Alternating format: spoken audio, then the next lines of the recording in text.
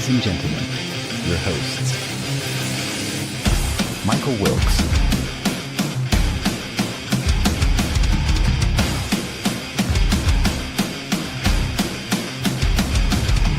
Angel Ortiz,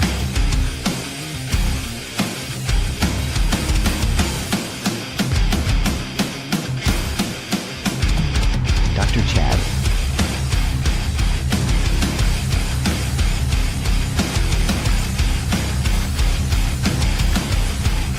and Sam La Cavera.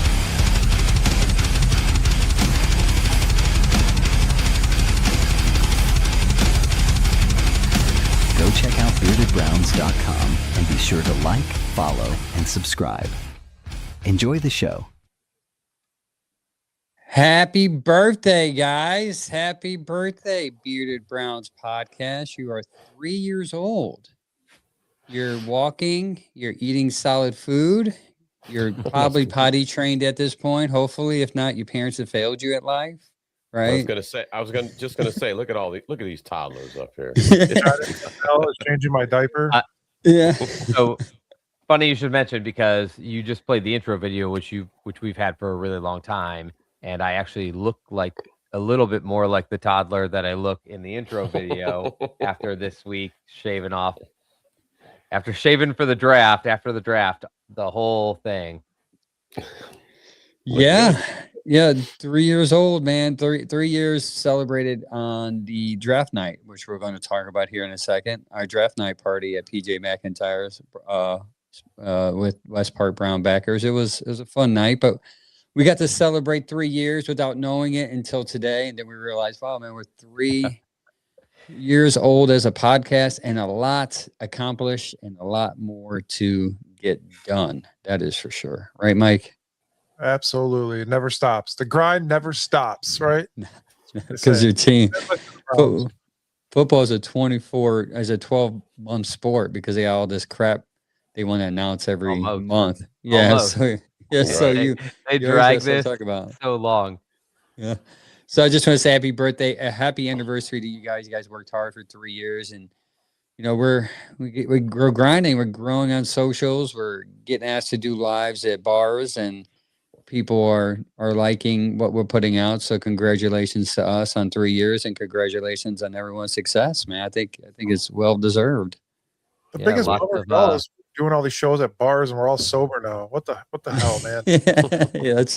Hey, man. Ironically, I'm not sober, and I can't make any of the shows at bars. Because I was just like, can you bring a round for the show? Chance the show. I had a next topic here. Ernest, we have a big announcement today, booked through big shout out to the Tuscarawas Browns backers, man, for hooking us up with this contact. And Mike got to call Ernest Biner next week. We're gonna get Ernest Biner next week. He's going to come on the show. He's going to talk about something that he's doing from entrepreneurial perspective, his popcorn and other things that he has going on. We're going to talk about the Browns, obviously, his time with the Browns and the draft.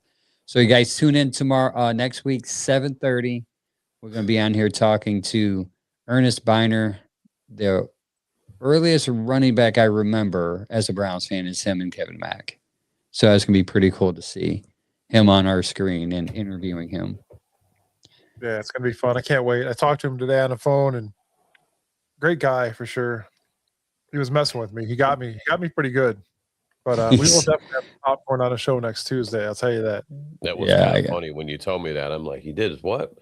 At first, I thought you said he started his own podcast, and I misheard what you said. And I'm like, oh, cool, popcorn. All right, sweet. That's cool. So yeah, it's awesome.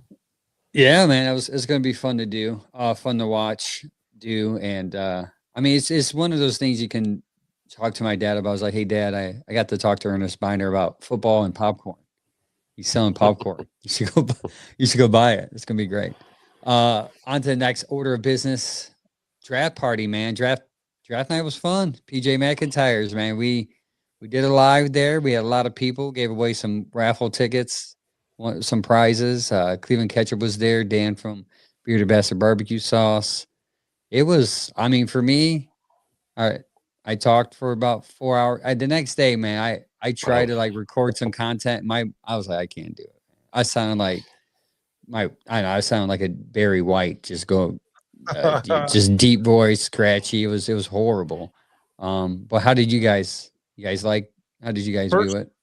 First, I want to thank everybody that did come out. Big shout out to PJ McIntyre's and the West Park Browns backers and everybody else that was there. We had a great night. It was a great night for sure. And we all had a lot of fun. All the raffles were a blast. I grabbed the mic when I wasn't on the show because I was slinging raffle tickets. But it was fun because I got the house mic. So I was actually going through the whole bar yelling at people. And thank you to Allstate as well for coming out. It was a good time, man. I was super excited, super glad it's over because we don't have to see mock drafts. I thought for James Frank sent me one already. So I've seen some people put up for 2027 already. I'm like, wow, bro. Just wow. I know a lot of these draft analysts, their big thing is about a week or so after the draft just to release their number one 2027 mock. And I'm like, so crazy that like you said, it's a 12-month NFL season. Well, it's also a complete 12-month draft season because if they're starting to put together scouting reports and draft and mock drafts now before like these players are even signed or in rookie camp. Oh my god. Right. Yeah, I did forget. Oh, go ahead. No, go ahead. You're good. PJ's was good. I had a good time. Really busy, man. I mean, that place was slap full of people, and I never got a chance to go downstairs. There was people downstairs too, and I never got a chance to look down there. So upstairs was quite a lot of people. Me, Angel, Mike, Gary, up there trying to talk to each other. It was so loud, we couldn't hear each other. Yeah. It was really good. Cleveland ketchup. I talked with. It was kind of funny too because I had mentioned to Dan Eipert. Bearded Bastards barbecue sauce. I mentioned to him, I said, hey man, sorry I didn't get a chance to talk to you as much as I wanted to. It was the first time we ever met him in person. And I said, did you get a chance to talk to Cleveland Ketchup? He goes, actually I did. I said, sweet. I said, because my vision was like, get you guys together, maybe you guys can work on something. And he kind of told me, he goes, we kind of did talk, and we're thinking about maybe doing one of my sauces and then them doing the chips. And we'll combine one of my sauces into a chip.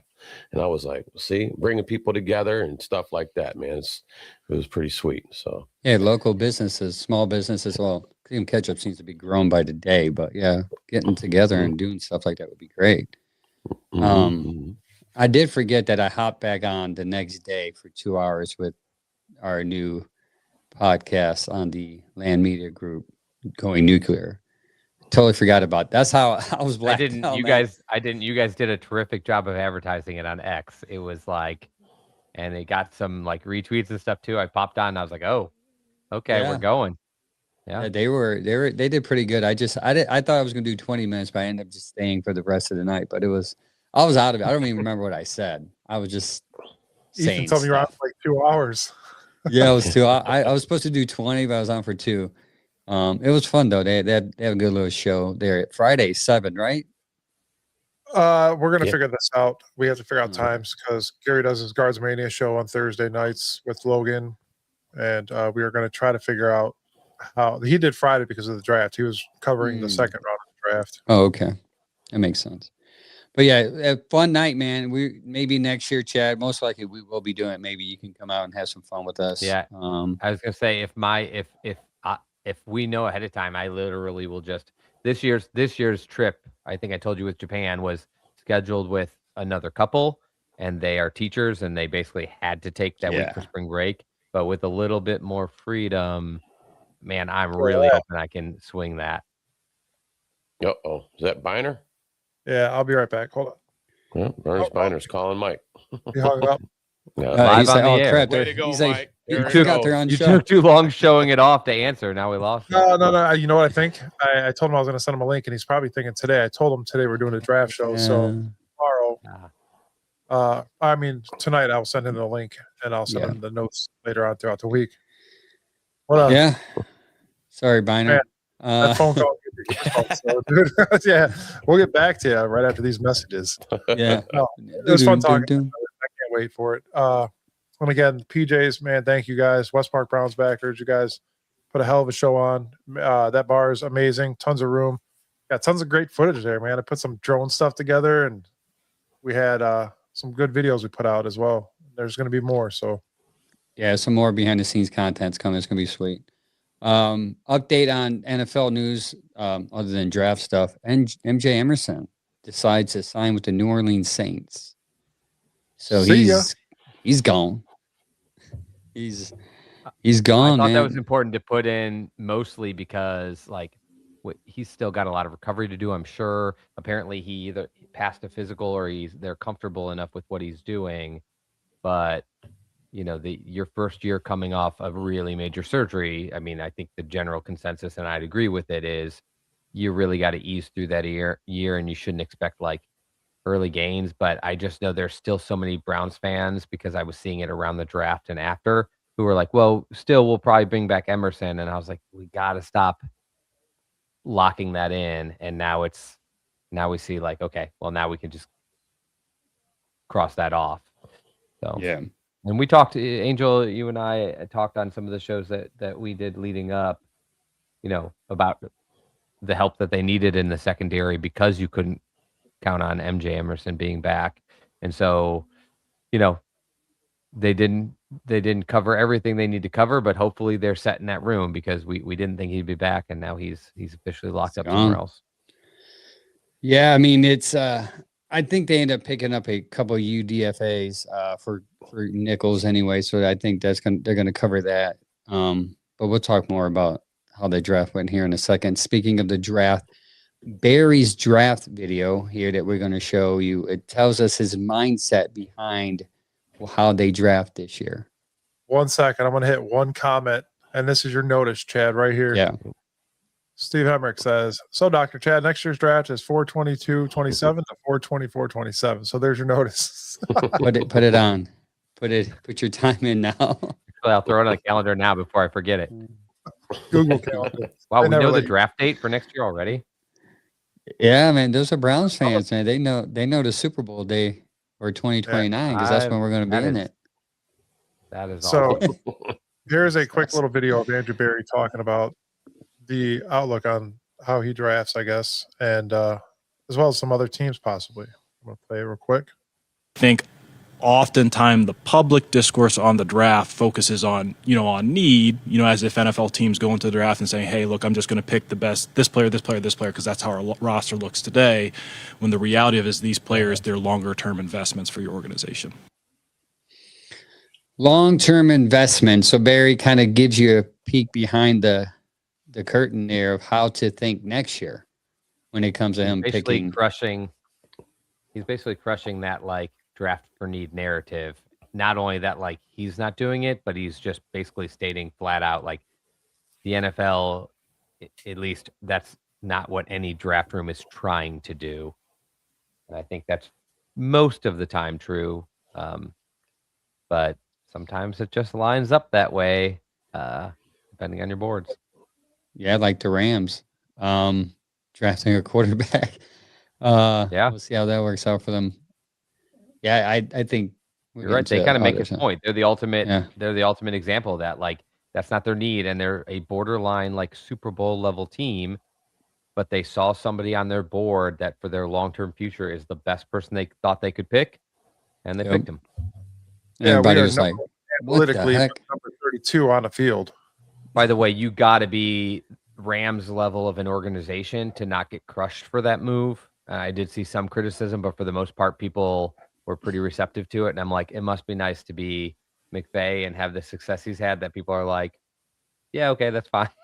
Didn't they say, I didn't see it. Didn't they say that when that pick came in, McVay's face looked like that was not what he wanted? I thought I heard that. I just wasn't sure. You're right. I heard the same thing. He looked like, what? I just wasn't sure if that was a last year's Browns narrative where they're like, look, they're not even excited they got Mason Graham because they show the room and it's that's not when they made the actual pick, or they've already celebrated or whatever. So I'm just not sure, but I did hear the same thing that McVay looked not excited about it. But I don't know. We'll find out. Yeah. Sorry, I'm texting Ernest back because you don't ignore Ernest Biner. Sorry. I honestly think, Sam, I honestly think it is realistic. Like the GM and the coach have to work together, but the GM's job is to build the roster and maintain the talent as long as possible. I wouldn't be shocked if in that moment, a coach wants the best possible weapon to get them to the next level this year. And the GM is like, I also want to win the Super Bowl, but I'm looking at the next 5 years, and the coach is looking at right now. You have to think that way as a coach, and you have to think that way as a GM. And if they always agree and they're always in lockstep, I think you probably have a problem. Yeah, it makes sense. That definitely makes sense. So like you said, though, too, GM's looking for future 4 or 5 years. Coach wants to win. I mean, that's what we want to do right now, too. So you got to find a balance. You can't have just one or the other, but you got to find a balance. But I wouldn't be shocked. Like, I think you could be onto something. Wouldn't be shocked if McVay would have preferred to spend that pick on a weapon that can help them right now. Right. He did say later, I didn't want to disrespect Stafford, but I think that's him kind of like putting out fire because how people respond. And then Andrew Berry did say though today that they knew a week ahead that they were going that Simpson was going to go to the Rams. So if he knew, that means the whole league knew.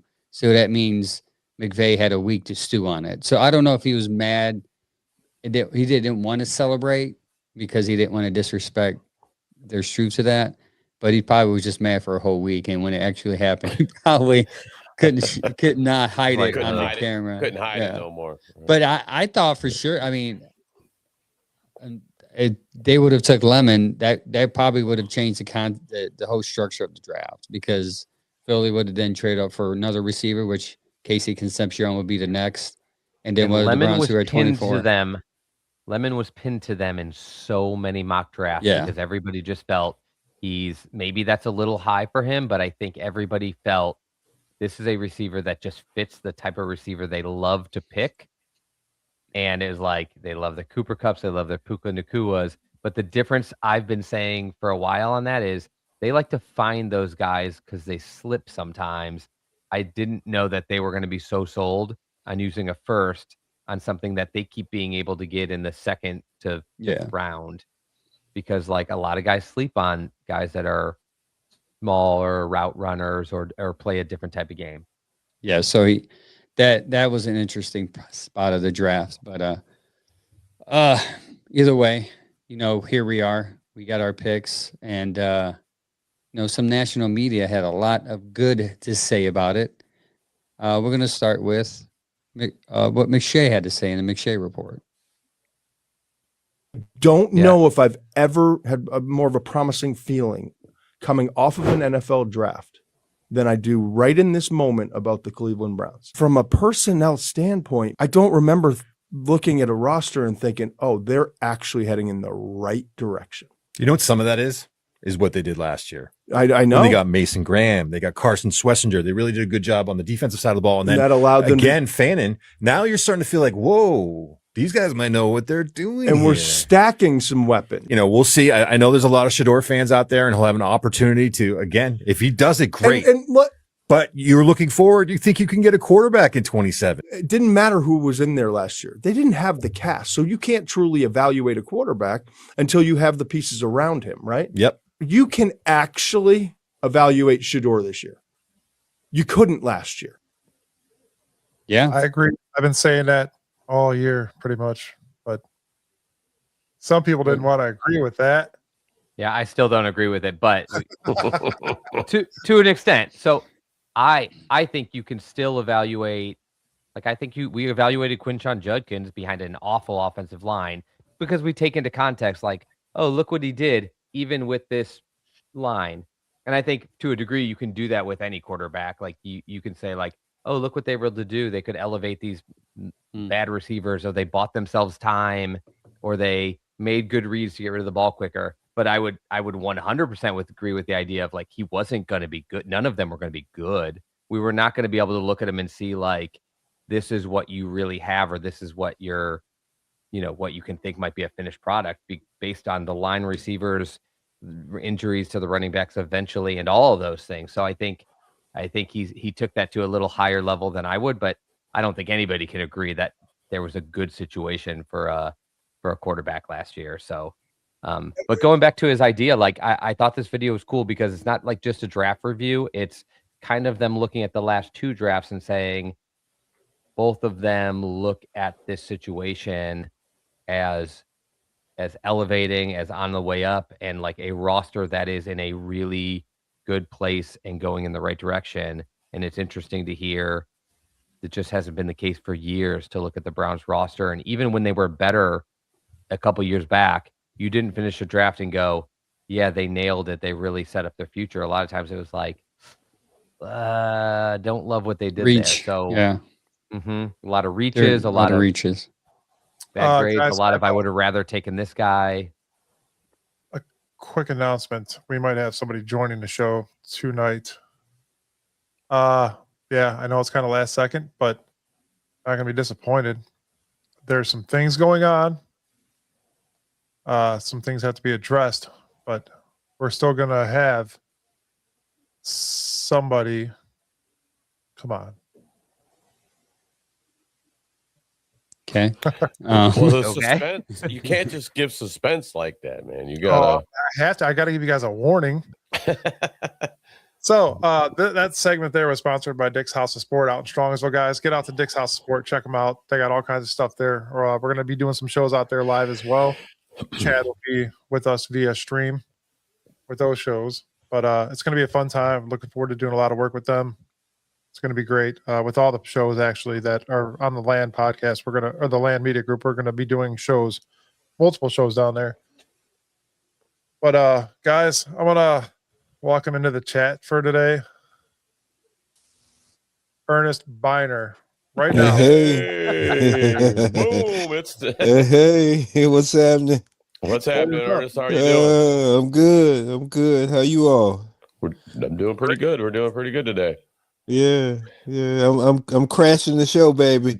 Hey, that's okay, man. You're the perfect guy to crash it. You're the perfect guy to crash it. Mike was a little cryptic about it. He's like, "Oh, we have to have someone join the show and pause right now." And then it was just like a moment of silence. Like, what is going on here? Welcome to the Bearded Browns. Right. Thank you. It's good to be here, man. I heard a lot about it. You're looking pretty good there too, man, with the beard going on over there, Ernest. I like it. Yeah, man. Fit Yeah, right in with everybody over here. Yeah, the gray is taking over. I had a little black probably about 3 years ago, but all gone. You had a good run then, didn't you? You had a good run. I did. Yeah. Yes, sir. My youngest son's 21. So this is years ago. I started getting my little grays started coming in. But I remember he was little yet. He was probably maybe 9, 10 years old, maybe 11.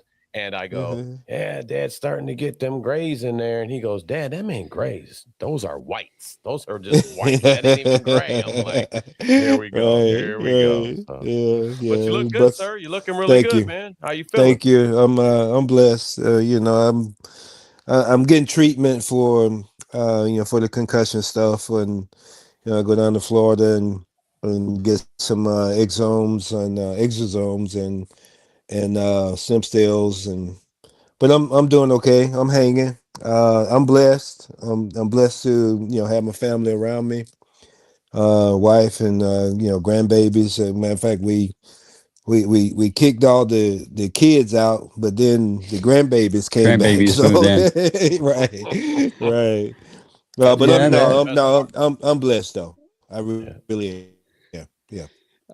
Speaking of blessed, sir, a lot of people know you for what you've done on the field, but not too many people may know here. I did actually. I walked the halls or the aisleway of my local Giant Eagle, and I seen your the original Dogs snacks that you have. So what I would like to ask you, before we get deep into it, what inspired you to get into this food snack industry after such a successful football career? Yeah, I have no idea, to tell you the truth. But we got interested in it probably maybe 8 or 9 years ago. and we had some in like I think it was Marks or something. Down and we had some popcorn then. Um, and I had to get away from it. But we came back and tried to just get a few things together. I'm interested in business in general. But the popcorn thing was something that was brought to me by a guy named Bob Walker. But we moved on from that and got with some people around in Cleveland. And then we just got it back going. And John Eagle has been tremendous with us. Pat Scullins is a guy that one of the managers over in John Eagle. He's high up, but he's a Browns fan. He's a Browns fanatic. So we hit it off. We know each other. I've done some appearances with John Eagle, and so we decided to go ahead and give it another shot. Yeah, I live in Strongsville, Ohio, and the one. So it's in John Eagle. Yep. It's in John Eagle in mostly in Northeast Ohio though. Yeah. Y'all. I don't know if y'all know this, but John Eagle I think they're based in Pittsburgh, which is that territory. That evil territory. I like right? to invade that territory on the field. But off the field, I ain't going there. You know what I mean? I'm not going to mess with those Steeler fans, because they love their boys. So, but we like I said, Pat and I we hit it off. We've done a couple of appearances. I might have to come back up there and do a few more, but they're working on getting it where we can sell it online. People can order it in their carts. Yep. But one of the things that we're attempting to do, and forgive me for talking too much. You're good. Forgive me for this. But this is the last thing I'll say about it. But it's we're getting in touch with the Browns backers up in Northeast Ohio, and trying to get them interested in me coming to one of their locations and doing a show. Yes. Doing I do a meet and greet, and we come up with some shows that like ask questions and all that kind of stuff, and we give away prizes and things like that. So this popcorn, we got one is called Sweet Paws. That is caramel and peanut. And it's the bomb. That's up my alley. I get in this. On the back of the, let's go with here. Cheddar cheese is the other one.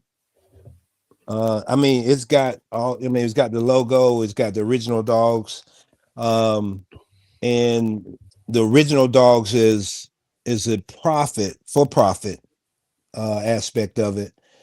But we also have what is called the Healing Dogs, which is my nonprofit, and we go visit the veterans, which we just did this. We go into the veterans in Cleveland. We go in other places as well, but the one that we did most recently was in Cleveland. We visited them. We had Rusher, which is he's a little dog that's on here. I don't know if y'all can see that, but Rusher is what we call our healing dog, and we leave Rusher with the veterans. We take pictures and all that kind of stuff. We're going to sign them and send them back. But we really are praying over these rushers, and hopefully leaving behind something that will just bring a little light to some of the veterans that are shut in the in their hospital in the VA. So that's it's been a like blessing, tell you the is it truth. like So we're trying to give away these rushers as well. If people buy, like 20 bags of the popcorn, they can get into the and send the raffles in with the Browns backers. Then we'll raffle them off. I'll come up and do a show for them, and we're trying to bless the veterans. We're making a little money. We're making a little money off of it, but more than anything, we're trying to fund our nonprofit, which is the Healing Dog. So, long and short, it's a blessing to be able to do it, and it's a blessing to have Giant Eagle with us in this plight. That's awesome to always giving back. It reminds me of something that I was told by Mr. Bob Knock Golick. them out. They sleep. Everybody sleep. No, I can't hear anything. Did I mute something? No, are you there? I can't hear anything. Uh-oh. Probably muted us. He probably muted. Did he mute it? No, he unmuted himself. Okay. You good? Are you back? Can you hear Can us? you hear us? He must have muted us. Well, while he's figuring that out for a second, I just put in the chat in the comments for kind of the group that's following along the link to the healingdogs.org, and so I don't hear anything. to check that out or donate. I don't know what's the link's in the bio, and we'll throw it up on the socials too. Mike, text him. I see me. Tell him he probably muted. You might need to tell him to come out and come back. There we go. I heard something there. Can you hear me? Yeah. Here, let me. Are you back, Ernest? It might be a StreamYard issue. He might have hit his mute button, maybe. Hold on. So for those that are wondering where to get his popcorn at, and you're out of Ohio, you can go to theoriginaldogs.com, the original dogs, DAWGS.com. You can go there, and can you hear me? Oh, he's gone. Back in. Yeah, and he's to make donations to that nonprofit for the veterans. It's Healing Dogs, HEALINGDAWGS.org.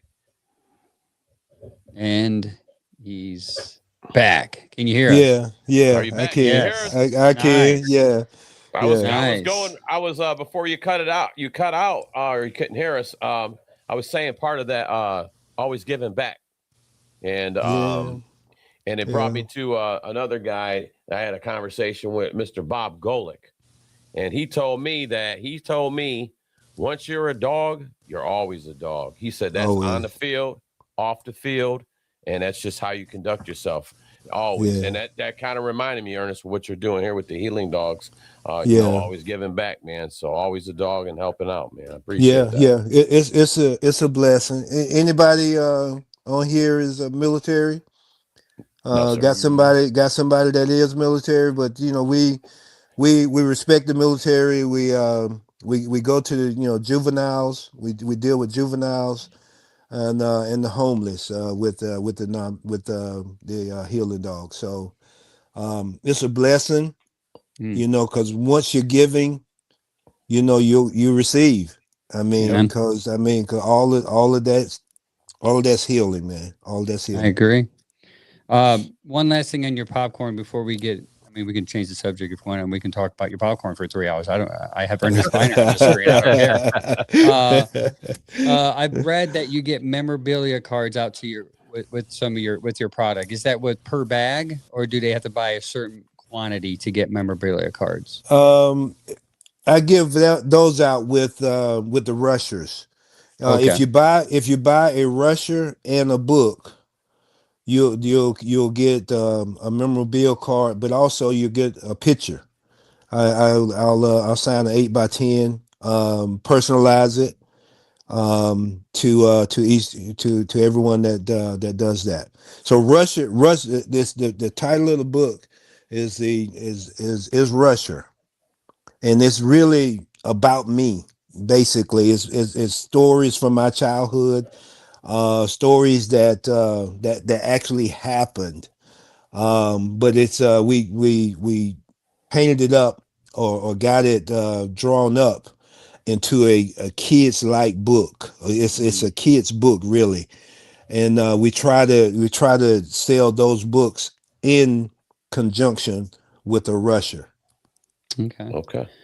While we're doing business here, we know a Uh-huh. guy named Rich. He does the Browns backers in Tuscarawas County from Yeah, Dover.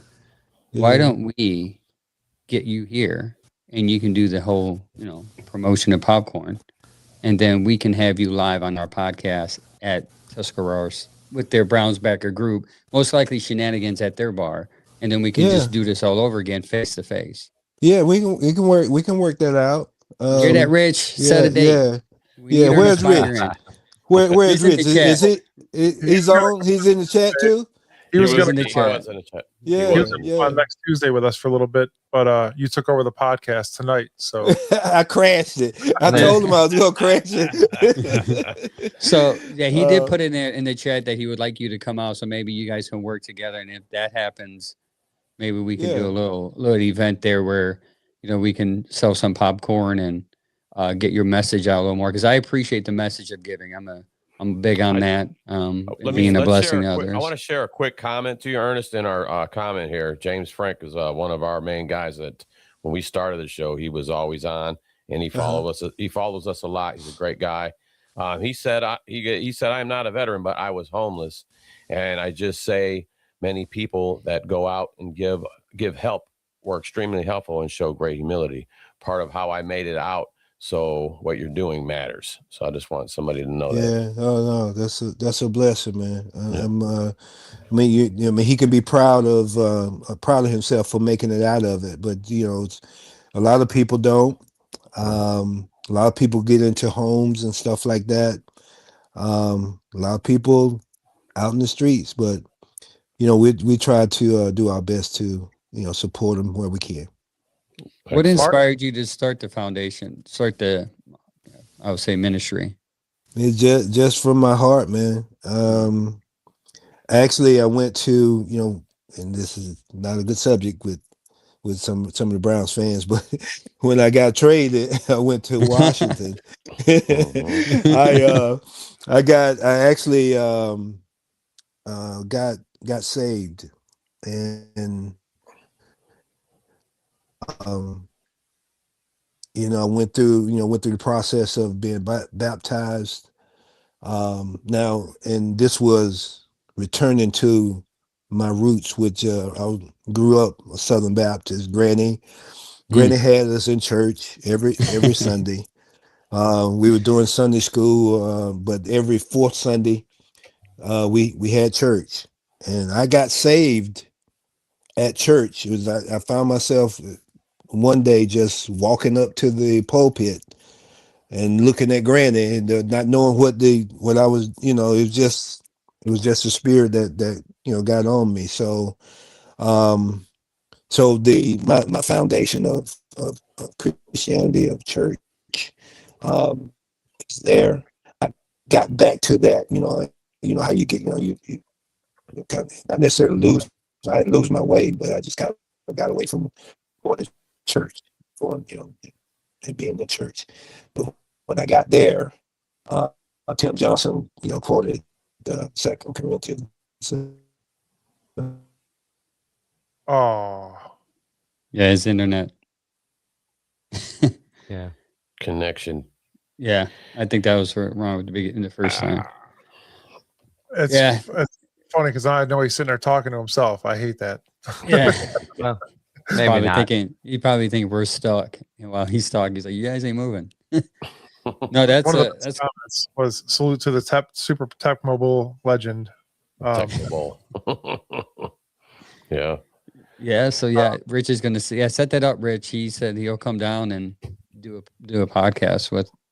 That'll be cool to do. That'll be sweet.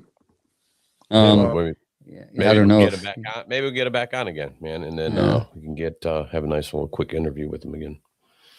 Tell him blowing his internet ether. Maybe it's the dust. In his internet. It's like the Techno Bowl Bowl. game. Yeah. Yeah. Blow and shake he it. said Well, he's got some hey, things. if you're gonna get an interruption, that's the right kind. That's He has a grocery that's phone. a very welcome guest for us. Somebody said, "Oh, he said he's got a grossy phone." Grossy phone. Yeah, Tony Gross. It's been a while. I forgot about that. Yeah. Oh, man. Oh, that was good. That was good transition there. So Ernest Surprise. Biner won't be on the podcast next week. He was on this week. Nonetheless, that was No, And he'll be at a future event, it sounds like. yeah. Yeah, well, we're going to do a recording sometime this week. So whichever one of us can get on with him, Yeah. whenever That's available, that's good stuff. Well, Uh, where were we, I guess? Mentions comments about the draft. That's where we're at. Oh yeah. So before we get to that, I would say so we played that Todd McShay clip a couple minutes ago, and basically he was going over how he just feels like the roster build that they've had over the last 2 years, and Mensch agreed, is just one that he's been more optimistic about than he's seen lately. And then he went on to say that the Browns were at the top of his classes. He doesn't give draft grades, but he gives like his favorite classes based on how the board was maneuvered. He's like, I don't like grades because there's so many things that go into it. It's about, did you fill needs? Did you find value in the board? Did you work the board well? Or like, did you pick scared or did you pick patiently? And essentially, like, did you get good talent regardless of position too? He's like, that's just too much to like give a good grade for how much he's looking at.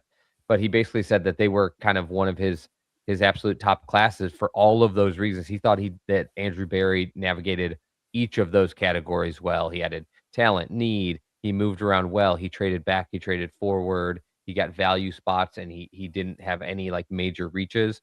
And then Mensch came in to say, and he praised especially day one, like stepping back to get the guy you really want and getting a few extra picks. They kind of both agreed that they thought Fano was good enough on at least their evaluation that they didn't even know if he would be there at 6 to 9. They thought they had 2 places earlier that they thought he could actually go. And then I thought it was interesting too, because Mensch went on to say he gave the Browns his number 1 overall spot. And for a different reason, he kind of thought the top of the class in the first round, he loved Harold, or he loved Spencer Fano.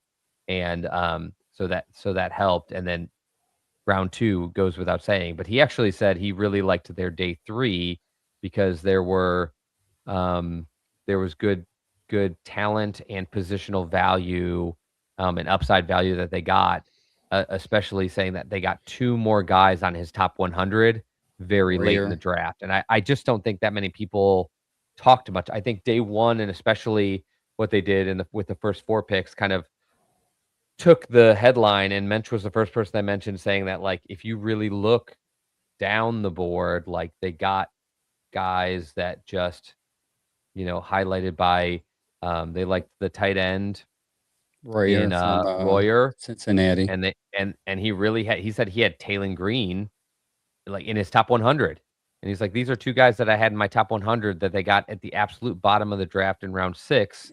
That like people just kind of stopped talking about. They started to fall, and people just kind of like, okay. He's like, but they were just sitting there at the top of my board the whole time, waiting like who's going to jump in on them. And the Browns grabbed one, and then I believe traded up to get another. So I thought just all of that combined was like pretty cool to hear the start to finish of that. No, going in with 9 and coming out with 10's even better. Yeah, so it's like, it's like, man, very like this last draft, I was happy. I'm sure you guys, I think consensus can say we were happy with Barry's draft. And then for him to do that again, it's not easy. And time will tell. It's kind of hard to say, with players, what they're going to do because they haven't been out on the professional field level yet. But, the way things went, the things we needed came off that board, and it was dropping down, So, I mean, hats off to him again, man. I went from, I'll share with you real quick. After day 1, I was at a C. By day 2, I was at an A. So, and then it just got better. I started seeing more of these picks that we needed. Because we all talked about needing a tight end. We all talked about definitely needing a safety or a cornerback. Got a lot of the what we needed checked off the board. We even said maybe a quarterback at the end of the draft, nothing soon. So I mean, we hit it all. We all hit it. So kitty cat. Yeah. Invader. I do. The Taylor Green was to me. Are we going into this topic of draft talk with us right now? I think so, Yeah. right? Yeah. Yes. Yeah, Taylor Green to me was like people were celebrating him, right? They're like, I even think top 100 to me is high, but I mean he does this for a living, so what do I know? But after like really looking into it, like Taylor Green's adjusted passing percentage well, his passing percentage is at 60%, but the adjusted passing percentage, meaning the passes that should have been caught in easy terms, it jumps to 71%. So he was accurate, more accurate than people assume. So for me, I think after reading that and seeing more data on him, I see what Munkin and Barry saw, not just his athletic ability, but if he's hitting receivers that probably suck, right, and they're just dropping it, we put weapons around him, maybe those receivers can actually catch the ball, and maybe his throwing is not as bad as what the tape shows. Yeah. Dan says he's a developmental quarterback that can make an impact on the offense with specific packages and plays. And then KP Young said Green is our version of Snoop Huntley. Yeah, I even look at it a little more dynamically than that. They did a interesting Colin job Kaepernick. Dynamic guys with crazy traits. I would put it this way: I don't have a super high upside grade for him in terms of. I mean, I think I've exhausted the idea that like if you don't pick a quarterback in the first round or definitely in the first like 40 picks, my hope scale is pretty low unless you have somebody that like. I was pretty high in the Sanders pick last year in the 5th round because I thought, well, no matter what, you get a value there. And I kind of feel the same this year. And I don't think he has near the grade at quarterback that people, or including me, would have on Sanders. But I think he has such an athletic profile that he almost gives you the feeling that he can stay as a backup quarterback. He can be some kind of a long-term project at quarterback if the quarterbacks here don't work. But at worst case scenario, he's just a weapon. He's a quarterback. He has a potential to catch passes. He can. Munkin already brought up. We will absolutely try to get him on the field for Wildcat. Like you could do something like that with a running back, but boy, isn't it much more deadly to have somebody who can really wing it, and he's got a strong arm. And so, that makes the downside of a late quarterback pick low for me, because I'm like, if you make him a contributor in any other way, special teams, Wildcat packages, or just eventually developing a quarterback, like that is an awesome way to use a late round pick, because the hit rate on them are so low that having somebody with a high ceiling is just, for me, typically the way to go. And that's what I did with a lot of those later picks. Like Justin Jefferson is like just an athletic guy in a powerhouse that needs a ton of development, but like there's upside there, and you could say the same for Royer. And I think that's where the late part of this draft like got kind of overlooked, because I think most of the excitement happened by midway through or early on Friday. Yeah, a lot of people. Dan says Taysom Hill comparing him to a quarterback. I see Colin Kaepernick. I see just a raw version of Colin. I mean, Colin Kaepernick was still raw, but that dude's got speed. If he can at least be a good backup, I mean, like you said, change of pace. I just think it's funny. I was talking to Mike about this the other day. People was like, "Yeah, bring him in the goal line package, 4-1, like Wildcat." I was like, "Didn't we want a guy fired because of that last year?" I think the difference will be. And I think the difference will be like if Sanders becomes the starter, and like his fans aren't like begging for some reason to change the narrative when he's not playing well. Like that's what it was. It was like that was a chance for him to get a touchdown and for us to be able to like kind of brag on him, and you took that away from us. That was a criticism based on like a very selfish motive, because it worked most of the time, right? And so people were like, it's rare to see a group mad that they put in a Wildcat and score a touchdown.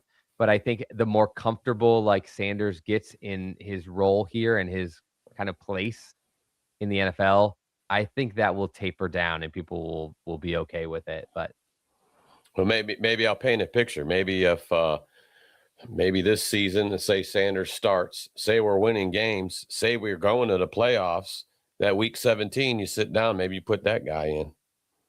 You know what I'm saying? Maybe we'll see the breakdown. Maybe you can use him as a, sit back, develop a little bit, and you never know. I already got big high hopes on things too. To me, it wouldn't bother me if he doesn't take a snap, but it also wouldn't surprise me if they find some other way to get him out there right away. Right. Line up as a receiver, like you said. You never know. Some trick. So we'll go. Yeah, so Barry did get some value. I think it was my draft value chart that I made myself. Thank you very much. The lower end had a minus.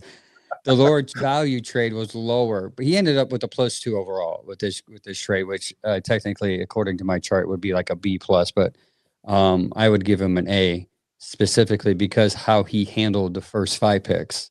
So let's get into that, where that is where the core of the team will be made. What were you guys' take on the first pick, number 9, Fano, correct. Fano for 200. Correct about that on draft day, by the way. Yeah. But I was not super impressed with Fano at first. I was not, but the more you see the kid and you watch his highlights and all that, it makes it interesting. It's not a bad pick. I acted at the show like I walked off. I had to go sling tickets, guys. That was my. I was like, oh, I'm so upset about this, and I walked off the stage. But hard at work. Yeah, I was out there. I do like it. That's not the guy that I was. My target left guard was, but you win some, you lose some, and this guy is going to hopefully be a big part of this team. Yeah, Sam. I was saying in the beginning, man, we knew we needed a tackle, but I wanted a left tackle. I wanted a true left tackle. And then you get, Spencer Fano came in, and I'm like, man. And then I had to stop for a minute. I'm like, well, I didn't follow all of everything he's done in college, so hang on. I had to stop for a minute, and I went in and I looked, and I go, you know what? He was left tackle in college, and he moved to the right side. You want to know why? Mm-hmm. Because Caleb Lemieux came in as a true left tackle, but he couldn't bounce around like Spencer can do. And Spencer says, you know what? For the better of the team, we want the best at the position. So Lemieux came in, strong, true left tackle. Shows that he could. Spencer Fano moved over, and there was their line. There was their ends, their tackles. So that was something that it made me feel better, because now I know that he feels comfortable playing wherever, as to some guys they can't bounce. You know what I mean? They can't do that. So they're not ambidextrous, I should say. Yeah. Chad. So I was higher on this pick, I think, than the general public. And what do I say every year when it comes to the draft? Like, don't get your sights set on just one guy. Keep a really open mind on like, where are you picking? Like, and this was tougher for us this year because we were picking 6, and I think every person on this show had some expectation they could trade back, especially if their guy wasn't there or they thought their guy they could get a little later, which is exactly what happened. But I'm always pushing during the draft season, like, don't get too caught up on one guy.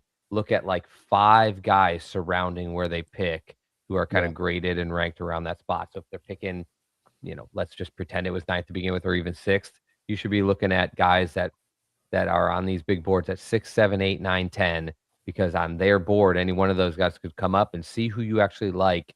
Don't just go like, okay, I want a guy that's in the top 6. That's great, but like it really comes down to their top 6. I fortunately just really liked Bono. In fact, I struggled for a little while between Bono and Maui Noah. I think what happened to the Browns fan base was they had free agency. They traded one of their picks this year for Howard, and everybody immediately said, well, Howard's going to play on the right. So now cut out anybody except for these like true left tackles. And it just changed the narrative of what the Browns would be picking. All the mock drafts changed. And I posted a ton on social media leading up to the draft, like Tuesday, Wednesday, and Thursday morning.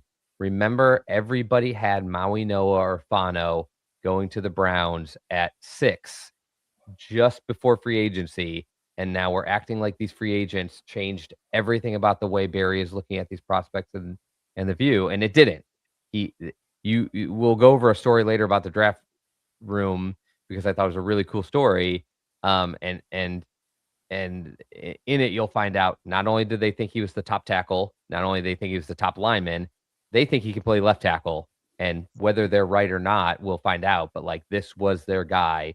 And I just felt fortunate. I really, really had hoped Tate would fall to 6. And I have to wonder in the back of my mind, is this the direction they would go? But when he came off the board, I spent 2 picks being disappointed. And when they traded back, I was like, well, that's exactly, once Tate came off the board, I was like, I don't see a guy at 6 that fits what they're going to do. So they traded back, they got extra picks, and they got a guy that reportedly they were taking at 6. I wouldn't give the pick an A because I do have some questions about it, and it'll have to play out. But I would say the whole scenario of trading back and getting him, I would give that an A. Yeah, I agree. He once Tate got off the board with Tennessee, the whole people with PJ McIntyre was like, "What?"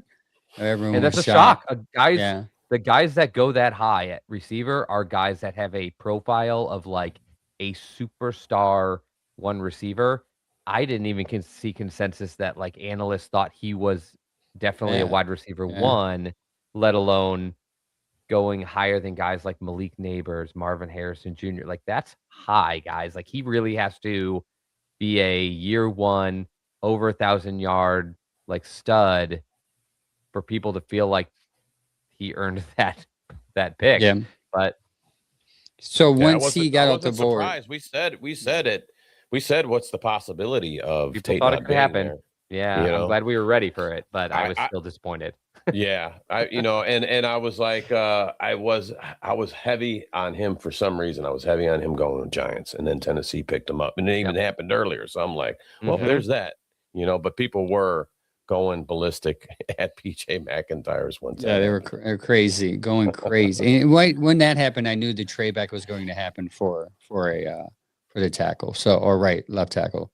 So I was prepared for it mentally because I felt like you said, Chad, you just see the consensus. Like everybody was like, Lomu, or the other guy, or freaking Proctor. Like everybody was trying to force a tackle or guard. It was up really there like, hey, we've got this guy that almost everybody has ranked somewhere between 5 and 10, but his arms are a little short for a left tackle, and that's the only thing that doesn't follow like his movement, his skill set. The only thing that doesn't make him a standard left tackle is his arm length, which apparently is about 33 inches, and would be like the lowest size for success. And so people started taking guys that were on most people's boards between 16 and 30 and going, yeah, so then this is the guy then. And I just never saw Andrew Berry being a guy that was going to do that. Ethan why I thought said they might wait till later to pick one, because that's why I started leaning towards Tate. Because I'm like, if everybody is so obsessed with them having a true left tackle, then I don't want to pick the tackle first. And then they flipped the script on us, and they flipped it. They did it exactly that way. Ethan said, what should our biggest takeaway be from these mock drafts, from all these geniuses? I think we learn even the experts only know so much as we do. They just get paid. Although a lot of people did. Do it. If you look at the mock drafts from that week, a lot of people flipped back to the original or Maui Noah, and it came right back to, okay, so we've been talking about these other guys, and we've been talking about these other guys in these spots. And what I see in mock drafts all the time is they place guys based on their board in these mocks, and then later free agency happens and they switch it to needs, and they just start either changing it up for variety or changing it up for just to play around with it. And then the week of, a lot of the picks start shifting back to more of the original conversation. Yeah. But again, they're just guessing. Mock drafters are guessing here's a need. Here's the highest guy on my board that fits that need. So I'll sling him there. And Barry made that pretty clear. Like, you're not just doing that. You have to like find value. You're looking for value, not just need, because you're building for a lot longer. I think a lot of them too. You're doing like 80 mock drafts until the draft, so you're just switching things up because you're bored of just plugging in the same two players. And toward the end, I did see a lot of KC Concepcion on 24 at 24. It was just that. It was that last week, like the 3 days leading up to the draft. All of a sudden, you started to get that. And I don't know if some people start to finally like leak a little more, or people just really look at their boards and go, "Dude, these guys aren't going to do this." So the trade back happened to the second pick, right? That trade back happened. My perspective, Lemon went off the board. Then we hit, and I thought Cooper Jr. is going to be there. So I'm like, hey, that's my guy. That's my guy. And then KC Concepcion name pops in, and initially I'm thinking like, dang, what? You got a guy with a 20,000% drop rate. I was pretty upset. But then, like Sam, you go back and you calm down, and then you look at the stats the next day and you realize this guy's not as bad as I assumed. Most of his drops were because of his quarterback had a 42% off target rate. So his quarterback sucked. So most of his passes that he probably dropped, he was trying to make a acrobatic play with, or wasn't where the bar should have been. So for me, I got excited when I saw deeper analytics stuff. So for me, I was like, man, that's sweet. So the next day I'm sitting there, it's like, oh, we got a receiver, and then we have our tackle for the future. This is amazing. What do you guys thought? I want to say something really quick. It was kind of different to see Sam so calm and level-headed, knowing that we picked up Concepcion, and then at the end of the night, he kept on saying, Denzel Boston's still there. He's still there, man. He's still there. Don't worry about it. I'm not too worried about it. Yeah. I wasn't, and it's not that it was nothing against Concepcion. Yeah. It was just when they pulled the trigger on him and they got him, my thing was another small guy. I was just thinking 5'10", 5'11", small guy again. I'm like, man, like I just didn't want that. I just wanted that bigger body receiver. So I was kind of down about it, but hey, man, it goes, and the story and the show goes on. So it's like, hey, there's their reasons for it, and tomorrow's a new day. So yeah, I really did think of both of you when they made the pick, and so for me, I like, quite frankly, if I were making the pick, I probably would have taken Cooper, but what I fortunately. I had them very close. Like I had looked at all the me too. All of them, because I thought we could pick one up at the top, one later, and then me and a lot of us thought like they could take a safety or cornerback later, and then I really need to know the receivers that could be in the top of the second round. So I looked at the receivers all the way through, and I kind of came up with my favorites. And in that area where I thought he would go, like I thought Cooper could be there or taken, Concepcion could be there or taken. And I didn't think Boston would be taken there, but I thought Boston could be available. And so I looked at all three of them really closely. And the two I had really close were Cooper Jr. and Concepcion. And I would have had Boston like just behind them. Like all three of them were legitimate candidates. And the boards that we looked at and the scouting reports agreed. So for me, like I didn't have a hard time with that, because I was like, I kind of would want Cooper here first or Concepcion just after. And like, I just felt like Cooper felt a little safer. Concepcion felt like he has maybe a little more upside.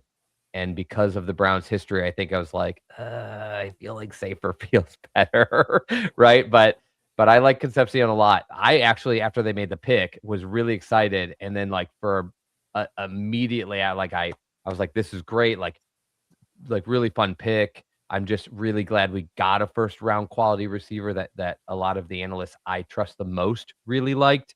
And then I immediately like looked over at your guys' stream and I was like, oh my God, Angel and Sam were so high on their guys. And both of them were there. I'm like, they must be like at least a little crushed right now, because I would have been. I've been in that position where I'm like, this is my guy.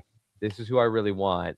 and he's there, and they go a different direction. I'm like, and That now was I'm like, me with Monroe Freeling, and now I I was have, now I have to hope. Like, I sure hope I was wrong, because this will be even more disappointing and irritating if the guy I wanted was like.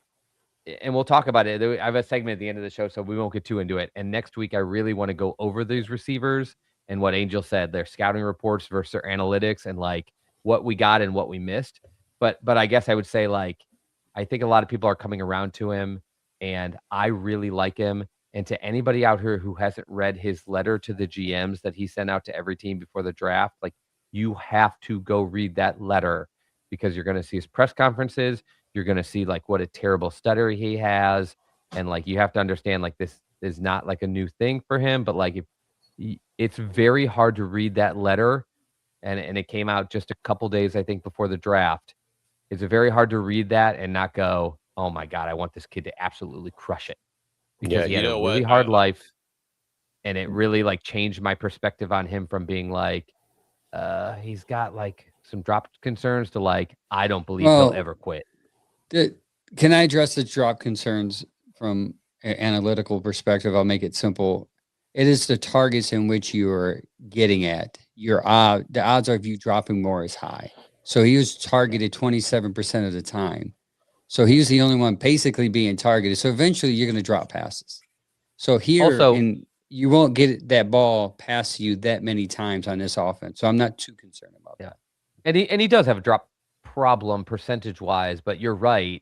He's getting more targets, and also drops are counted as anything that's basically within your catch radius and reach. So it doesn't mean like every drop he has is right in his chest. It means like if he can reach out and try to get it and it bounces off his hands, it could be counted as a drop. The bigger issue for me, the bigger reassurance from me, was listening to a guy I really like that watched the film, and that's Matt Harmon, and also hearing a very similar thing from Todd McShay, who I really like the way he evaluates guys. Both of them said a lot of his drops, you have guys with drops like they were really nervous about Quentin Johnston that the Chargers picked a few years ago, because they said the reason he has these drops is he jumps at the catch point to get a ball, or he reaches his coordination, hand-eye coordination just doesn't seem as good as some of the other receivers, where he puts his arms in the right place.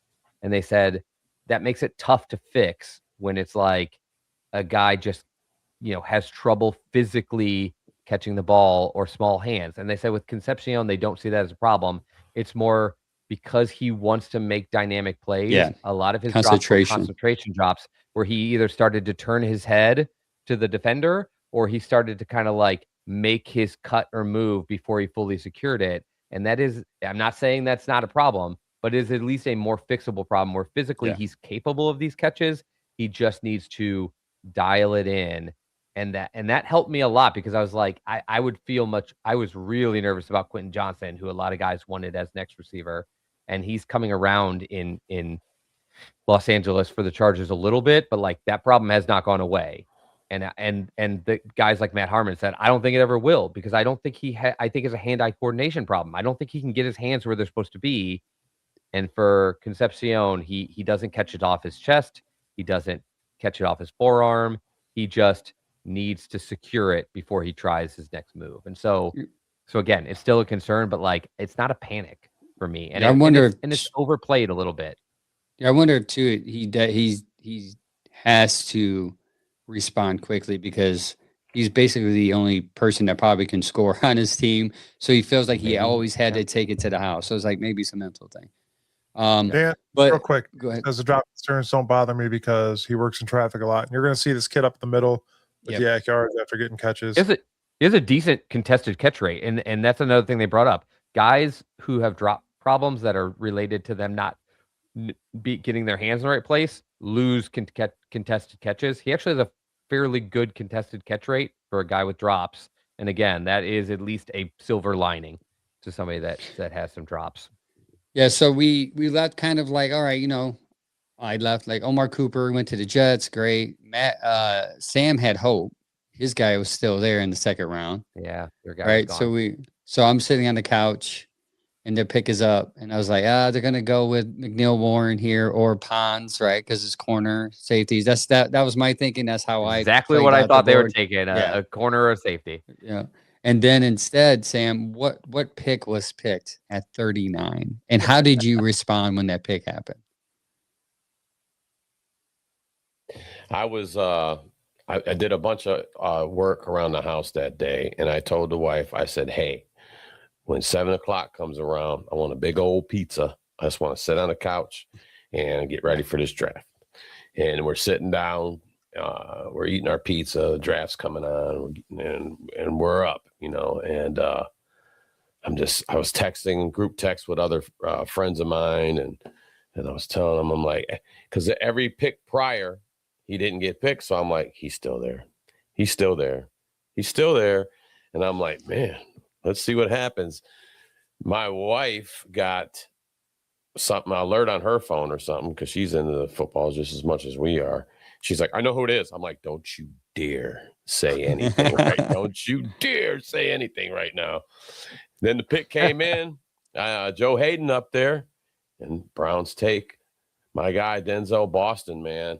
And I had my windows open. It was nice out, and it's dark by this time. And I got my windows open, and all I did, I never got up off the couch, but every neighbor around here probably heard, let's effing go. Let's effing go.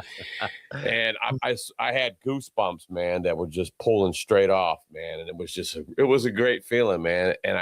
And yesterday's draft and everything just went like a woosah moment. And I'm like, okay, cool. Let's get this going. Nice job, Andrew Berry, going wide. I didn't think they would go wide receiver back to back. I really did not think that. Yeah, me neither.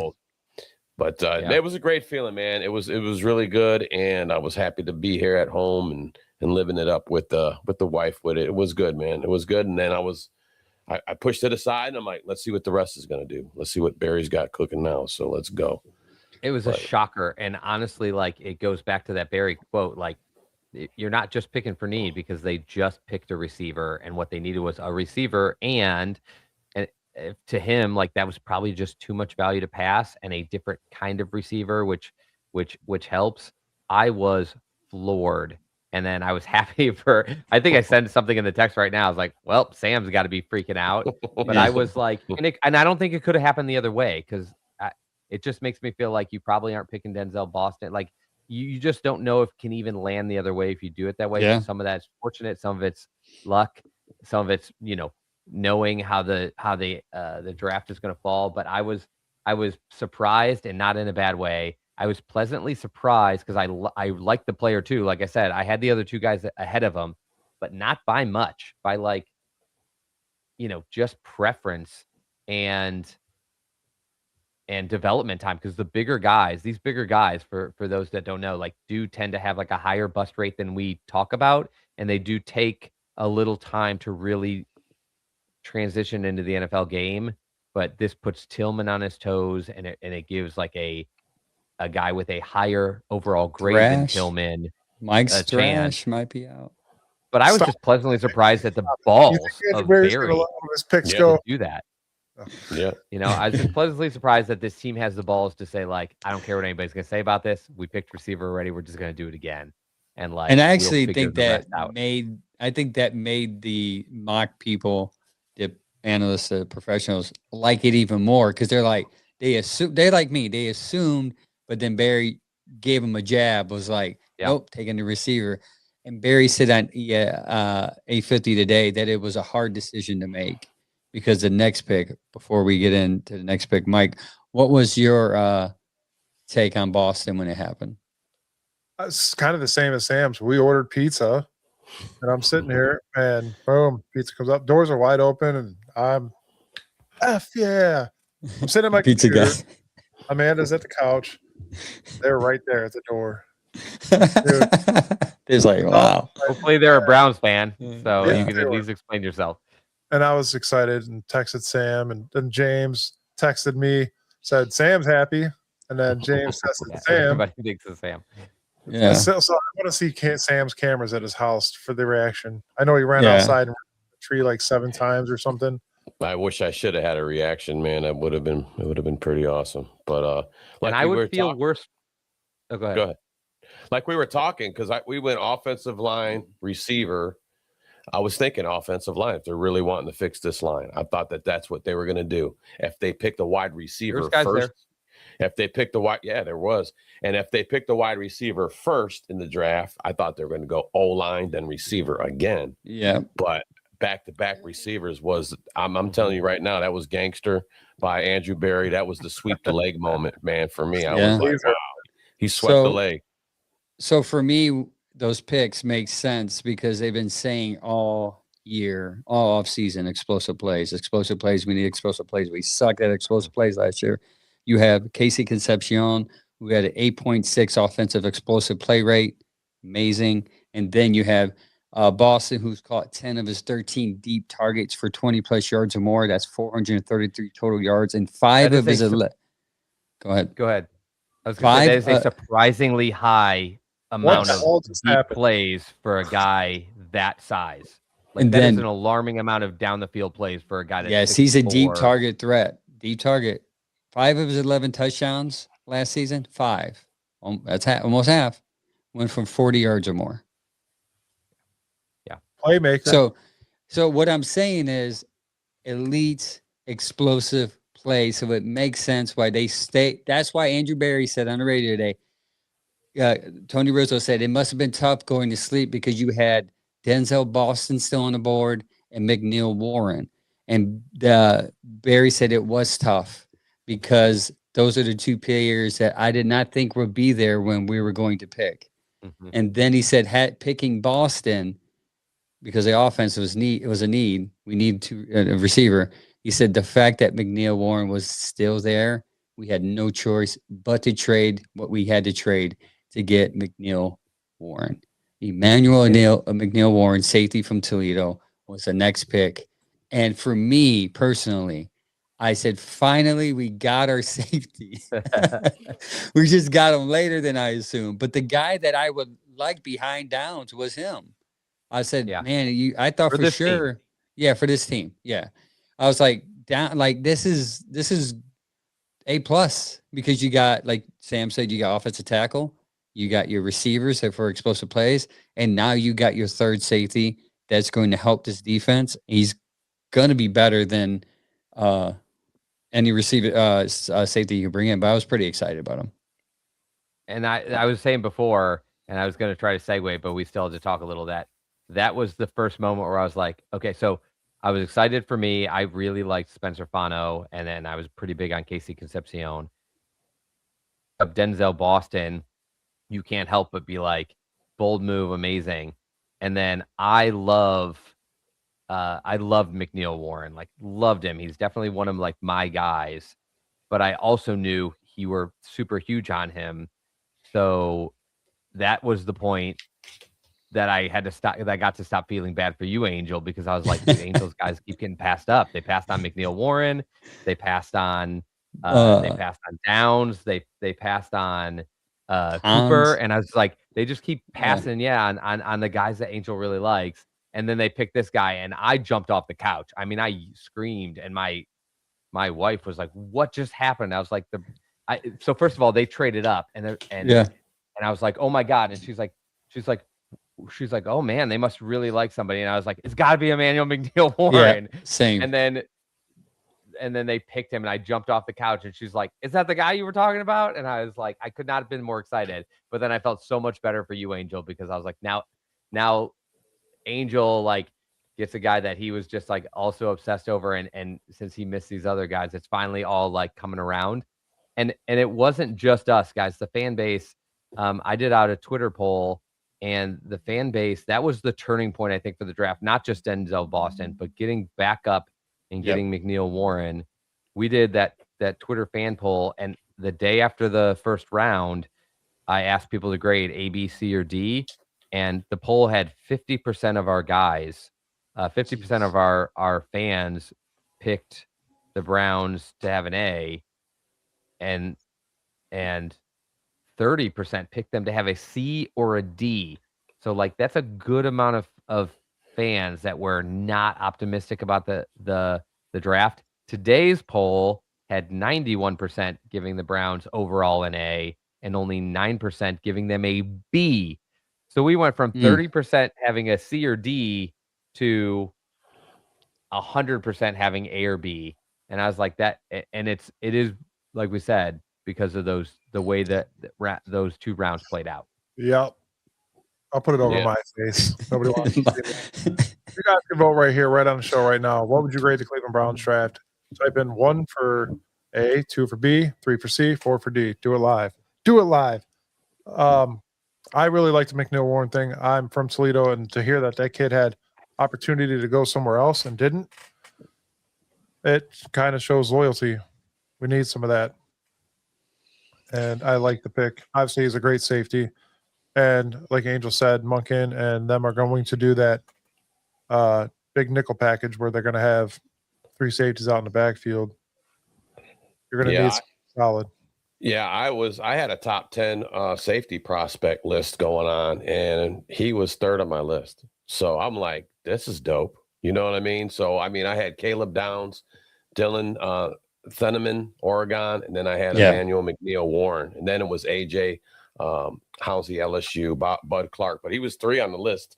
So when we got him, I'm like, dog, keep cooking. I mean, Barry was doing his thing, man. So I was, we had it. We all knew that we had to do something either at cornerback or safety position. So he was hitting. KP Young said he got his mock pick at 39 at 58, and that's a steal. And I think everybody kind of agrees that's a steal. And I think one of the big things you look at in a draft grade, since we haven't seen these guys play NFL football yet, is compared to where everybody thought they not could go, but should go, when you can get those guys later, or, they got 4 guys who piles of different analysts had a 1st-round grade on. And so, and I think all of them are going to contribute this year. And no matter how many picks you have in the draft, that's a pretty challenging task to pull off. Yeah. Yeah, it's Barry did good, man. Those are the picks. He got another tackle, which is he's pretty high. It's gonna probably eventually can become he's left tackle, probably, swing guy, develop him until probably right away. They're ready. Yeah. And that's Austin Barber. I did see a really Nate Tice had a really nice review on him and said basically he played through, and this is a knock on him, he thought the reason he kind of fell, but also the reason for some upside, is he played injured through a ton of this past year in college, and including playing like a bunch of games with like a huge elbow brace on. And he just said kind of props for him to continue, props to him to still have like a late 2nd, early 3rd round grade playing under those conditions. But also, the injuries are a concern. But if he's healthy, you're looking at a guy that could have probably played his way into the 2nd round, and you were able to navigate yourself pretty deep into the 3rd round to nab him up. And so, again, I don't think you should expect for him to be playing right away. But that's a guy who, once he gets healthy and if he can keep himself there, you've got a guy that can either be your swing tackle with some very high potential to eventually step in as a starter. And at least that's what they're thinking. I read a story that even if hypothetically you want to move Fano to back to right, if you develop him, you can go back to left, or you can do the right thing with him, and then you have your right and left guard of the future in one draft. Yeah, and you don't have to have the perfect positional value. Titus Howard has also played left tackle. So if you look at Bono and you're like, we do see him as a future left tackle, similar to Tristan Wirfs level, but we think he should start his career as right and really like get himself into it before he transitions. Like, it would not be the biggest shock in the world for them to try Titus Howard on the left, competing against DeJuan Jones and KT Levinson, and then Spencer Fano. I don't think one GM in the league would like blink at him being your starting right tackle day one. But what it sounds like from the Browns is they do see left tackle as his future, and so that's what makes that such an easy pick, probably. Yeah. The only thing they changed about Barry's pick is that he's picking good the last 2 years, so that helps. A lot of people, I think maybe the collaborative thing had a lot to do with him trying to be sensitive and hear other people and trying to make. This is just my take. Maybe that's that pressure of like giving Kevin some guy or listening to somebody else. But I think him having full control the last 2 years shows what he can do with For me, the draft. I constantly, I mean, the reason I posted that was because I saw so many people posting like, this is a good draft because we got rid of Like Di two Podesta. people. The irony is the whole pile of, or some people said Kevin Stefanski too. Yeah. Me, I just feel like what were our favorite picks in this draft? The Offense. 2 1s and the 2 2s. Picks that Andrew Berry has just not been making for several years in a row. Last year, he picked 2 second rounders and 1 first rounder. This year, he picked 2 first rounders and then traded up to pick 2 second rounders. I just think that is like something that people should keep in their mind, that like maybe he didn't suck at this and just got good. Maybe he just now has the picks and the mobility to do what he's been trying to do this whole time. Like he turned last year's first rounder into a first, a second, and another first this year. He could have never done that for 3 years in a row because we didn't have picks and we didn't have good ones anybody wanted to trade up for. So I just think it's worth at least not just blaming the last drafts on Kevin Stefanski and Di Podesta, because the word from the draft room was like there was crazy analytical measurements going up on the TV the whole time. I've always said he drafts using analytics, but he drafts like a scout. He's always drafted like a scout, or else he wouldn't pick things like second round linebackers because analytics would not favor that. Yeah. But picks like a scout. He likes to stockpile late round picks for either trade backs or like giving up on older players. And then he likes to have a lot of mobility. And in the last 2 years, he's had the most ability to do what he's wanted to do the whole time. And we just haven't gotten a chance to see it. So I just hope this changes the narrative. And I don't think it should.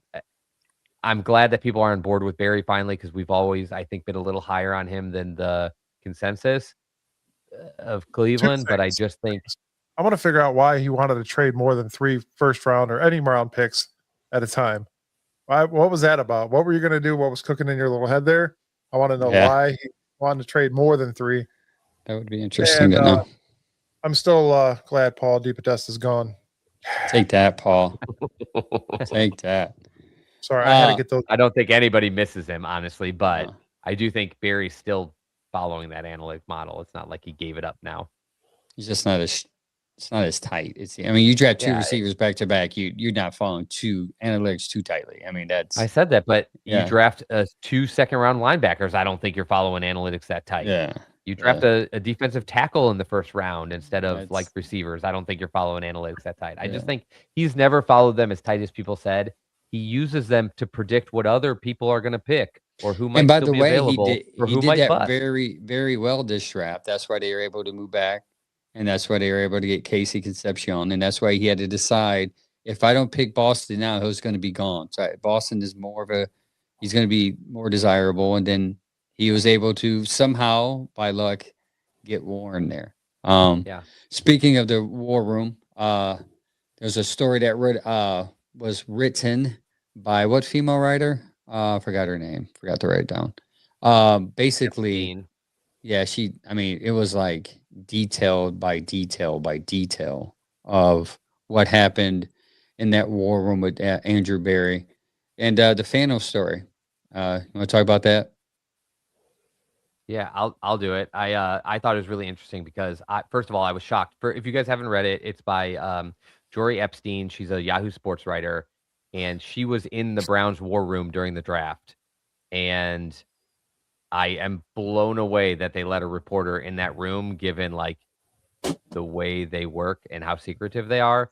But I thought it was kind of a cool story. She basically describes like, here's what's on each of the TVs, and then they have their big board, and it's labeled with draft, with like player grades, and it's in order. It's ordered by like draft, like value, positional value, and there's every player's name has a color, and they have to do with like whether they think there's like an elite ability to develop or some kind of elite trait, or in the case of Spencer Fano, you find out in the story he was colored in orange, which means he's like an elite character. And I would suggest everybody read it, especially follow the show, because we use this kind of information to kind of like break some of these nonsense narratives of like what's happening in the draft room. It tells everybody that's involved. It tells the way he took phone calls. He apparently got about 6 or more first round offers coming in. So and that includes after the Giants trade. Once they flipped back, and our Kansas City trade, once they flipped back, he got another 3+ calls to give up the 9th pick. And she even highlights that he answered one call and said, like, we'll see what's on the board. Let's wait. They called back. He basically like listened and then was like, not enough, and then hung up. And they just talked about how like the room didn't even question what the offer was because they trust that he's like very good at understanding draft value. So they didn't even question like, what did they offer? Should we call it? And he's like, they're lowballing us. And then he's like, and how they said like basically when they traded back at 6, like our number one target, even though we're trading back, is still Fano. The scouts were going on about how he's the best tackle in the draft. He's the best lineman in the draft. He's too athletic to pass up. He can play left or right. And like, it just gives you a really good feeling about like, guys, this was not any amount of just luck. Or they talk about how they have analytical models playing after each pick of what the percent chance they think each guy that they like might be there the next time they pick. And like, that's why Boston went off first in the second. That's why they went for Boston, because they saw the analytic number and they was like, we got to get him because he's not going to be that. If one of these guys will fall to be there, and there's reason to believe maybe that's why, if they really like Boston, they went Concepcion first, because they thought Concepcion would have been there. Concepcion over Cooper, which we didn't, but they clearly had Concepcion over Cooper. But you could even say like, what if they had Boston graded around the same? Well, they have these models that say, well, pick Concepcion because there's a much better chance Warren or Boston could be there later. And that's how they're helping them make these decisions and getting guys and trading around. So I think it's for everybody that hates analytics, it's really interesting read. It is really, you could literally make draft day 2 out of it. It's a good article. Sorry, go ahead. And it shows the scouting portion. Like, he's not just sitting in the room like watching numbers. He's got scouts he's got the scouts right there, and their like whole draft team, including their, what do you call them? I forget the guy they hired to like help them like put together their board. Oh, I forget what he's talking. Yeah. He's like a consultant basically for them that Barry used to work with. And they're all talking about like, okay, do we believe in the athletic profile enough to take a guy here? What do we think? Does he fit our team? Like, they're still, even though they have this board all set up, talking about that stuff as it happens, because like they didn't know exactly who was going to be there. So and I read an article today that Casey Concepcion was going to get picked by Seattle. They was going to get him. So obviously Browns probably had that intel. That's why they picked him at 24. That story was kind of cool too, because it told you exactly how it was laid out in there. Like, they had the 5 screens up and the analytics popped up 5 to 10 seconds after each pick. It was kind of interesting to read it. For real. You're not going to need a GM sooner or later. It's just a models. All right, we're going to end the show, but I want to end the show with this. You guys heard the story about the 182 pick, which ended up being the Tylen Green pick, the quarterback from Arkansas. Interesting story. It's a lot of ties to us. Matter of fact, it's a tie to us. August 25th, 2025, the initial acquisition. The pick originally belonged to the New York Jets. The Browns traded for that pick. They gave up Juan Briggs for a 6th-round pick and a 7th. Juan Briggs, they got a 6th. October 8th, 2025, the Cleveland Browns traded that 6th pick to the Jacksonville Jaguars for who? Tyson Campbell. And in the middle of all that, Jacksonville didn't keep it long. They flipped that pick, gave it to the Vegas Raiders as a part of the Jacoby Myers trade. Then the Raiders sent it to the Buffalo Bills for the Tyron Johnson trade. April 24, 2006, day 2 of the NFL draft this year. The Bills packaged that pick 182 along with 66 and sent it to the Denver Broncos so Buffalo could move up and pick number 62. And then day 3 of the NFL draft, the pick returns to the Browns. The Broncos traded 182th pick and 187th pick back to the Browns in exchange for 152, in which Denver used to get tight end Justin Jolly. In the final result of pick 182, the Browns turned in a card for Arkansas quarterback Taylon Green. Ladies and gentlemen, we've always had that 182 pick. Barry used it, got a lot of assets out of it, and then got it back and got what could potentially, if we lightning strikes more than once, maybe a future quarterback for your Cleveland Browns. So basically, it's draft Uno. We're gonna forward, reverse, Crazy, and then we're gonna Isn't that crazy? hit you with the draw 4, and then I'm gonna reverse it again. So it went through. It went through. You had the pick.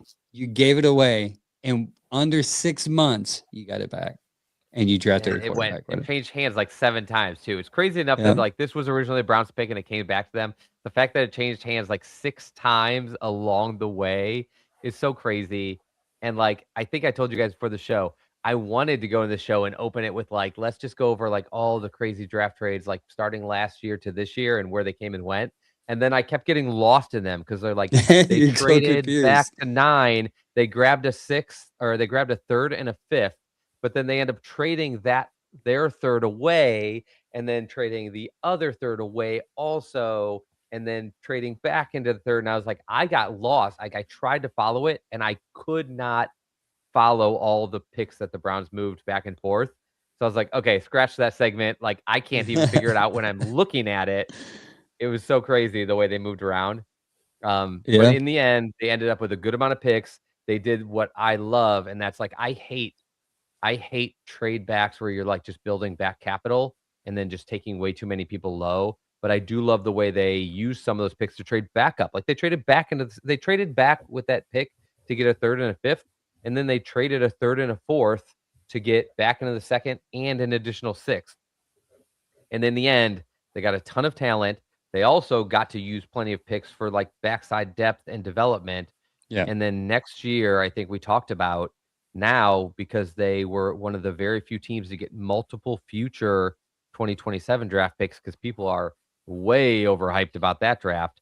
But the Browns found a way to get next year's draft having a 1st, a 2nd, a 3rd, 3 4ths, including 2 they picked up in this draft, 2 5ths, and then 2 7ths. And so, that gives them, it is a long way in the future, but it gives them so much more future mobility to try to like get back up in rounds where they think they need it, or step back where they think they don't, because now they've got so much capital. And so that's pretty exciting to see, like the way Andrew Berry has developed as a GM, and the way he's like sets up the current team, but always keeps like, doesn't trade away the future to get there. I want to touch on one thing. I know we're getting out of here. I thought it was super cool. I know that undrafted free agent signings, those guys can just probably be fillers through camp. Give us that picture, Mike. And what I liked, there it is. That's what I'm talking about. When I heard that they brought over Logan Fano, edge, I was like, that's cool. I'm like, you know what? I said, everybody's a long shot, if coming in undrafted free agent. But how sweet would that be if this guy can end up being a part of this team with his brother? And I had to look it up, because I'm like, when's the last time we had 2 brothers actually on the Cleveland Browns? And I looked it up, and it was 1974. That was before me too. It was Golster Richardson was a wide receiver, and tight end Ernie Richardson were the last brother duo here in Cleveland. So when I happened to see the Fano brothers linking to Cleveland, I was big. I was like, that's pretty dope, man. Hopefully that kid can turn out and be part of this team with his brother. for those watching, just to be completely transparent, I made this graphic. Yeah. Yeah, this is from them at Utah. They did do this. This is not like I didn't create the picture. This picture exists. They literally did this for a photo shoot at Utah, and I just threw Browns jerseys on them after they picked up Logan because I was like, this is too much fun. I need to have fun with this. It's one of our most popular posts on social media. But I do think, like, what a fun story that they're there. We've gotten some hits from people, from fans of that team, who are like, wait till you see these two. Like, it is all business in the weight room, all business on the field, and nothing but like shenanigans once they're in the locker room and like out in public. And I just like, that's such a good thing for the Browns culture, because the locker room is uptight. The work ethic has not, been where we wanted it. So to have like a duo that can bring like some fun, but also like some just incredible work ethic is just such a fun story. I hope he makes the team. The statistics say an undrafted free agent has just about, if not better, chance to make a team than a 7th round pick. So that's kind of exciting. And another fun note is, like, one of them's a tackle and one of them's a pass rusher. That's been awesome. I didn't even realize that they've been just probably practicing against each other for years now. Yeah, it's going to be interesting to see. That's for sure. Absolutely. Yeah. One more thing real quick. You guys know it. Go and vote for us for the Scene magazine. Go to vote.clevelandscene.com. Hit the people and places. Go to category people and places. Select sports podcast. And then type in Bearded Browns podcast. It's that simple, right? It's easy. And once a day. It's not just once. Once you're on there, once a day. Tell all your people. Tell your friends. Tell your grandma. Tell everybody. Get up on there and let's get these posted. We're trying to repeat. We're trying to repeat here, people. Yep. It's not easy. It's not going to be easy. The competition is heavy for Cleveland sports shows. Y'all know Cleveland probably has more sports shows, especially Browns shows, than like any city in the entire country has for their football team. So ton of competition, a ton of really good competition out there. There's a lot of shows that even I like, and heck, I don't like that much. So just this appreciate all you guys in the comments, man, and thanks for the support. And see you down there, Dan's every morning. Dan's voting every morning. Be like Dan. Vote every morning. Be like Dan. Eipenhower. It's Ebert. I'm sorry. There's a story behind that. That's funny. But yes, man, go out, vote, please, man. And let's two-peat. Let's go. Yes. Again, thank you to our sponsors, Dick's House of Sport, Allstate, Rust Belt Automotive, Bearded Bastards Barbecue Sauce, Cleveland Ketchup, and Rest and Renew Counseling. Everybody, thank you for joining us tonight. Angel, you want to send us off? Go Browns. Yeah. Oh, sounded really enthralled with that one. That was probably the weakest. You got to redo that. I'm not even going to end it on that note. Go Browns. No more draft talk. Let's go.